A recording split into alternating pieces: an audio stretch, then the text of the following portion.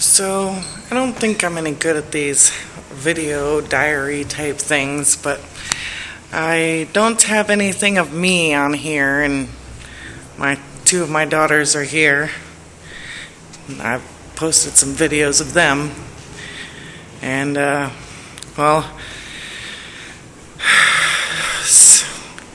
found one of my daughter's YouTube pages. She was a daughter that was legally stolen from me. That's not the term that others would use, but that's what it is. She was entrusted to the care of somebody that I trusted, and they refused to give her back. She grew up with them. They went through legal channels, and that's what happened in a nutshell. But I haven't touched my daughter since she was 6 months old. I have not spoken to my daughter since she was 2.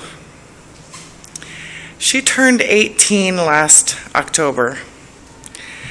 I sent her a Facebook message, but according to my side, she hasn't even read it. It's always possible she read it and then marked it as unread. That's possible. It's also possible that the person who raised her saw my name in there and deleted it before she could ever read it. I'll probably never know. But I follow her however I can, so I know something about her other than her genetic makeup. And I found her YouTube channel, and she ranted about not getting late on homework, of all things. And I must have watched it 100 times. Because I love her, and she doesn't know it.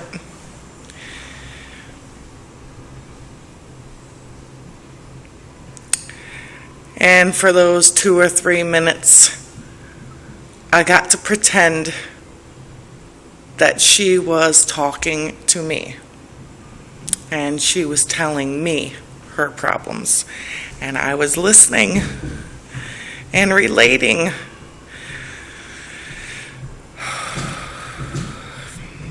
I am not one to get emotional. I am not a very emotional person. But when it comes to my kids, and especially that one, my heart breaks. I love all my babies. It's hard to think that strangers who have adopted some of my children give me more information than somebody who's related to me. I have one daughter who I've actually visited and hugged and gone out to dinner with. She was only like 8 or 9 years old.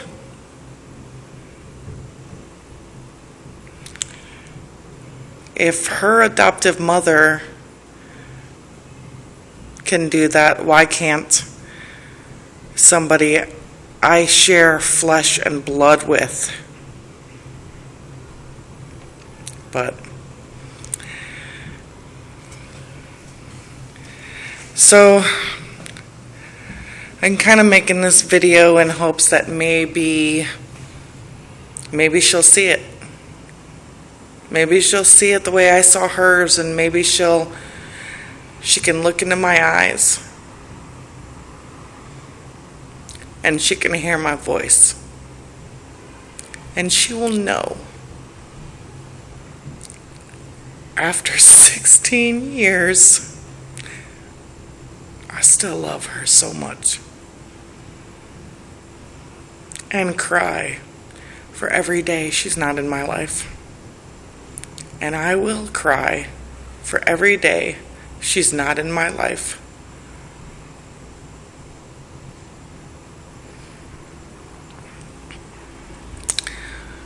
So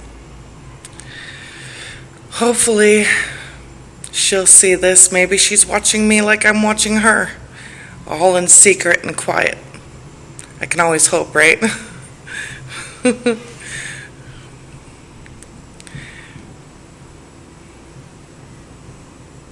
I wrote a book. I wrote my autobiography. I wrote it for her. So it would be out there. And it was good therapy for me too. I'm not much of a talker. I'm more of a writer. I guess that's why I wrote the book, and it's so hard for me to do videos. But I think I need to post something. I need to post it just in case. Just in case she's looking. Just in case she finds it. Because this is, I don't even know how many times that I've tried to tell her in the only ways that are available to me that I care, that I love her more than anybody else in the entire world. There was a point in this world, in this existence, in this space and time, that I was the only human being on the planet who even wanted her to be born in the first place. Now my mother, she told me to get an abortion. Not my father. He didn't say anything when I told him.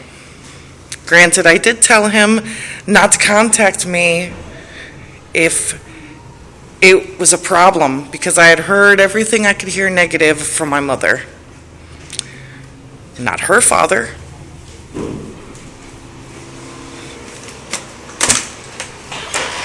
Her father, when he found out I was pregnant, laughed. He bailed. He panicked. He ran.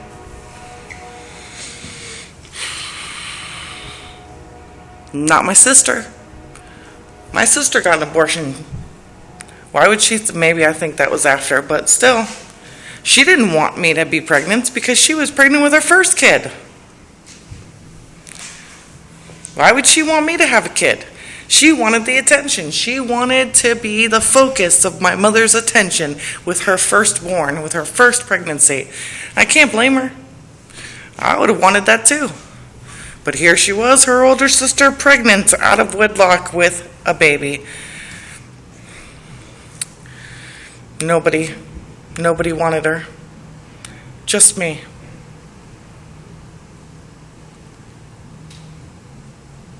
And I could have done it. I could have done a great job. I think. Raven, she didn't turn out too screwed up. But you know what? Half the stuff I went through was because of what happened with her. With the one that was stolen. I would say probably 75% of my paranoia, my emotional detachment, my heartbreak, my depression was because of my daughter being stolen. Legally stolen. I can't put it any other way. I could sugarcoat things, and I could say a million things and a million nice ways of saying it, but you know what? I don't really care to say anything nice about it because it was a fucked up thing to do. Whoops. I don't think I can say that word. It was an extremely messed up thing to do. It was not something that needed to be done. And the reasons behind it were petty.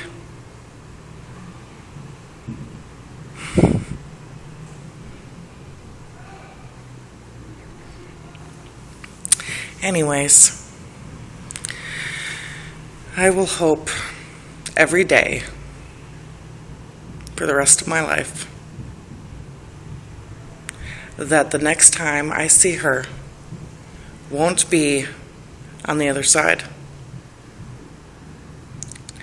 I hope the next time I get to talk to her will not be in another life. I will pray and wish every day that the next time I get to hold her will not be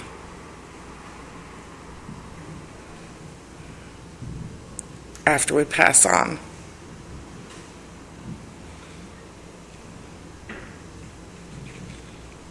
Yeah, that's all I'm saying right now.